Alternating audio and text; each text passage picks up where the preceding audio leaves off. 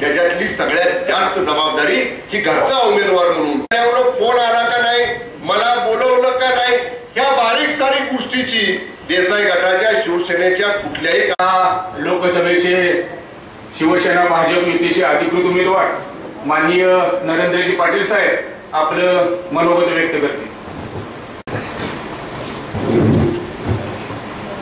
सुरुवातीलाच या ठिकाणी मी फारच उशीर आल्याबद्दल मी सर्व कानवडे पाटील सर या ठिकाणी उपस्थित राहिले त्याबद्दल सातारा जिल्हा प्रमुख आदरणीय जयवंतरावजी शेलार त्यांचं लाल पिपळ आणि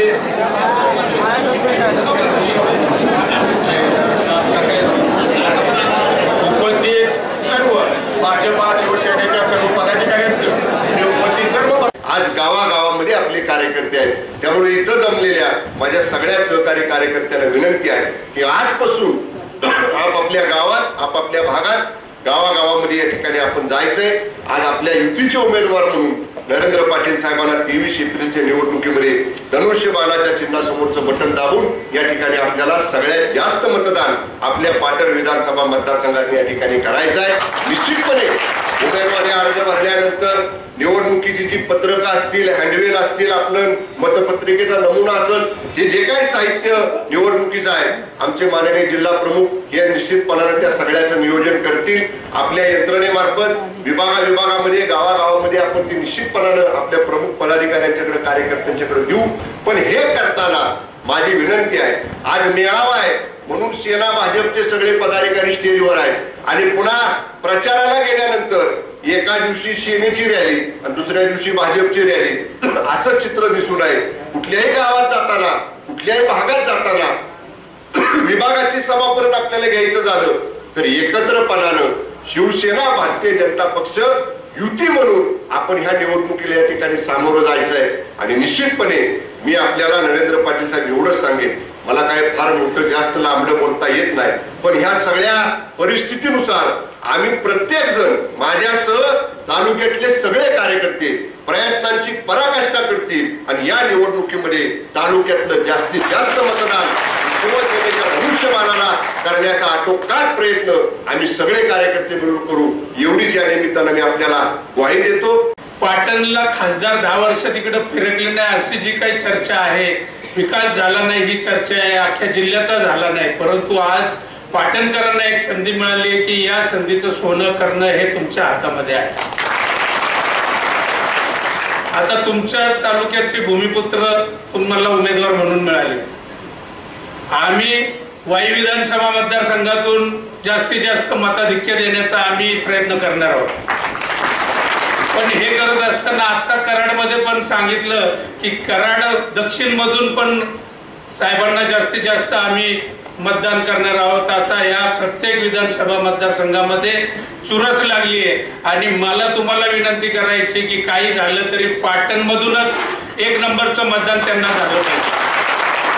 आणि तुमचा भूमिपुत्र आज आपल्या सातारा जिल्ह्याचा माथाडी कामगारांसाठी काम करणारा हा नेता अण्णासाहेबांचा चिरंजीव आज आपल्याला लोकसभेमध्ये आपल्या जिल्ह्याचं प्रतिनिधित्व करायला पाठवायचंय। त्यांनी तळागाळात काम केलेले, त्यांना माहिती आहे समस्या काय आहेत आणि कशा सोडवायच्या, त्यामुळं आपण सगळ्यांनी एक दिलानी आमच्या इथं भरत पाटील बसलेत, सगळी मंडळी आहेत, भाजपची RPI सगळी मंडळी आहेत, परंतु सगळ्यांनी एक दिलानी आज त्यांना आपण युतीचा हा भगवा धनुष्यबाण हे चिन्ह लक्षात ठेवायचं आणि धनुष्यबाण घरोघरी पोहोचवायचं आणि त्यांना आपल्याला निवडून लोकसभेमध्ये पाठवायचं, हेच या ठिकाणी सगळ्यांना विनंती करतो आणि माझं मनोगत थांबवतो। जय हिंद, जय महाराष्ट्र। परंतु ज्या ज्या वेळेला या देशावरती संकट निर्माण झालं, ज्या ज्या वेळेला या देशावरती आक्रमण निर्माण झालं, ज्या ज्या वेळेला या देशाला सन्मान देण्याची वेळ या ठिकाणी आली, ज्या ज्या वेळेला या देशावरचा असणारा शेतकरी मग कुठेतरी दुष्काळाच्या माध्यमातून, कुठेतरी त्याच्या बाजारभावाला माल मिळण्याच्या माध्यमातून, कुठेतरी ऊस उत्पादक शेतकरी असू दे, मग कारखाने असू दे, कामगार असू दे, या देशाच्या नागरिकांना स्वतःचं एक वेगळा ठसा उमटवण्याचं काम या देशाचे पंतप्रधान आदरणीय नरेंद्र मोदी साहेबांच्या नेतृत्वाखाली झालं।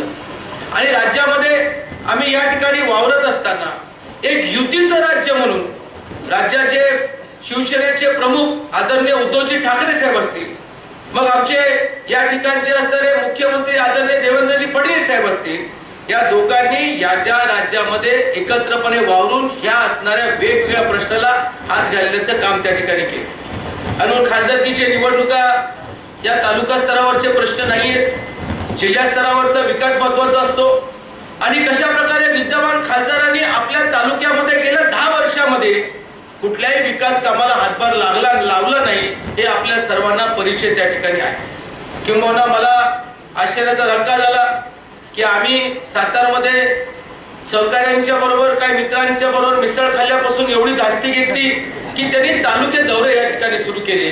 ज्यांनी मागच्या 10 वर्षामध्ये निवडणूक जिंकल्यानंतर पण कधी कुठल्या तालुक्याला भेट दिली नाही, कधी कुठल्या नागरिकांचे प्रश्न समजून घेतले नाही. या पूर्ण 10 वर्षामध्ये कधी कुठल्या कॉलेजमध्ये जाऊन कुठल्या मुलीला विचारलं नाही, कुठल्या मुलाला विचारलं नाही, कधी कुठल्या प्राध्यापकांना भेटले नाही आणि कधी कुठल्या शेतकऱ्यांच्या प्रश्नावरती कधी आंदोलनाने त्या ठिकाणी उतरले नाही. अशांना आता पळावं लागतं. ह्याच्यामध्येच आमच्या नागरिकांचा विजय आहे, ह्याच्यामध्ये आमच्या शिवसैनिकांचा विजय आहे, हे आम्हाला या ठिकाणी सांगावं वाटतं.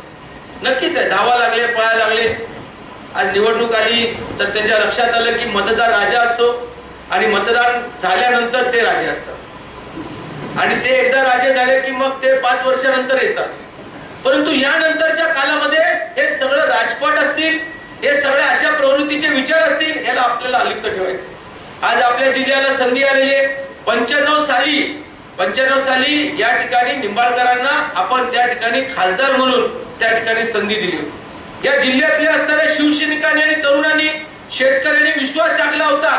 परंतु या 95चा परत एकदा आता कुठेतरी इतिहास घडवण्याचं काम आपल्याला या वेळेला उद्धव ठाकरे साहेबांनी दिलेलं आहे. म्हणून त्या दिलेल्या संधीचं 100% योगदान आपल्या मतातून झालं पाहिजे, हे सांगण्यासाठी आज आम्ही या ठिकाणी आलो.